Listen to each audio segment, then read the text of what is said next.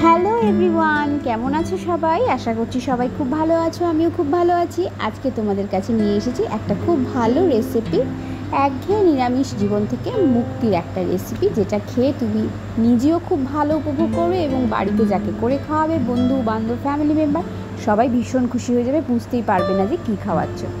সেটা হচ্ছে বন্ধুরা, দেখেই বুঝতে পারছো, সোয়াবিনের একটা রেসিপি। হ্যাঁ, সোয়াবিনটা কিন্তু নর্মাল সোয়াবিনের তরকারি বা কারি করে খাওয়ানো হবে না, সোয়াবিনটাকে করা হবে কোপ্তা কারি।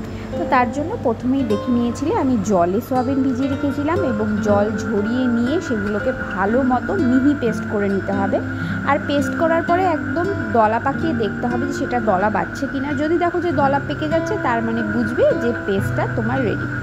তারপরে স্বাদ মতো লবণ, একটু চিনি, তারপরে সেটার মধ্যে একটু আদা বাটা, একটু লঙ্কা কুচি দিয়ে ভালো মতো মিক্সারে মিক্স করে নিতে হবে এবং সাথে দিয়ে দিতে হবে একটু হলুদ গুঁড়ো। আর বাইন্ডিংয়ের জন্য দিয়ে দিয়েছি আমি এখানে সেদ্ধ আলু। সেদ্ধ আলুর পরিমাণ 4 ভাগে 1 ভাগ বা তার একটু বেশি করলেই হবে। আর আমি বাইন্ডিংয়ের জন্য দিয়ে দিব ময়দাটাকে ভালো মতো মেখে নিতে হবে।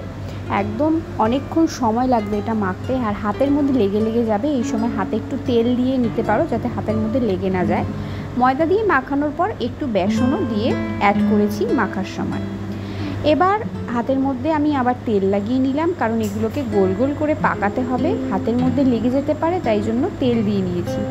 গোল গোল করে পাকিয়ে ময়দাতে কোটিং করে নিলাম বন্ধুরা। এটা কিন্তু করতেই হবে, ময়দাতে কোট করে না রাখলে তোমার এই বড়াগুলো ভাজার সময় কিন্তু ভেঙে যেতে পারে। এগুলো তোমরা 1 ঘন্টা বা 2 ঘন্টা আগে করে ফ্রিজেও প্রিজার্ভ করে রেখে দিতে পারো, 1 দিন বা 2 দিন। আমি যখন করেছি পরপরই করেছি, রেখে দেইনি, কিন্তু তোমরা সময় বাঁচানোর জন্য আগেও করে রেখে দিতে পারো। এই যে আমার বলগুলো রেডি হয়ে গেছে, এবার খালি এগুলোকে কড়াইতে তেল গরম করে ভাজতে হবে। তো মোটামুটি খুব বেশি না, অল্প তেলেই আমি এটাকে ভাজবো, কারণ বেশি করে ভাজা যাবে না, ভেঙে যেতে পারে। 5 থেকে 6টা কোপ্তা আমি তেলের মধ্যে দিয়ে ভাজছি। একদম হাই ফ্লেমে না ভাজাই ভালো, তাহলে কি হবে, বাইরেরটা পুরো লাল হয়ে যাবে আর ভেতরটা কাঁচা থেকে যাবে। হালকা প্রথমে মিডিয়াম দিয়ে, তারপরে যখন কালারটা একটু গাঢ় হয়ে আসবে, তারপরে লাল লাল করে এগুলোকে ফ্লেম বাড়িয়ে ভেজে নিতে হবে। এই যে আমার সবকটা ভাজা রেডি, অনেকগুলো কোপ্তা রেডি হয়ে গেছে। এবার এটাকে কারি করব। কারির জন্য আমরা যেরকম অন্যান্য কারিতে ইউজ করি সেরকমই মশলা ইউজ করব। দেখো ভাজাগুলো দেখতে কি সুন্দর লাগছে। তো যাই হোক, কারির জন্য প্রথমে একটা কড়াইতে আমরা নিয়ে নেব কি তেল। হ্যাঁ, আমি এখানে সর্ষের তেল ইউজ করেছি। আর সর্ষের তেলের মধ্যে দিয়ে দিয়েছি সাদা জিরে, শুকনো লঙ্কা আর তেজপাতা। আর মশলার জন্য যেহেতু একদম নিরামিষ, আদা বাটা আর নিয়েছি হচ্ছে টমেটো বাটা, আর কোনো কিছু ইউজ করিনি। তার মধ্যে যে সমস্ত মশলাগুলো দিয়ে ইউজ করতে হয়, যেমন হলুদ গুঁড়ো, জিরে গুঁড়ো, ধনে গুঁড়ো, সেগুলো দিয়ে গরম তেলের মধ্যে দিয়ে দিয়েছি। এবার মশলাটাকে ভালো করে কষিয়ে নিতে হবে। এই রান্নাতে কিন্তু বন্ধুরা কোনো রকম পেঁয়াজ বা রসুন আমি ইউজ করিনি, যেহেতু এটা নিরামিষে করছি।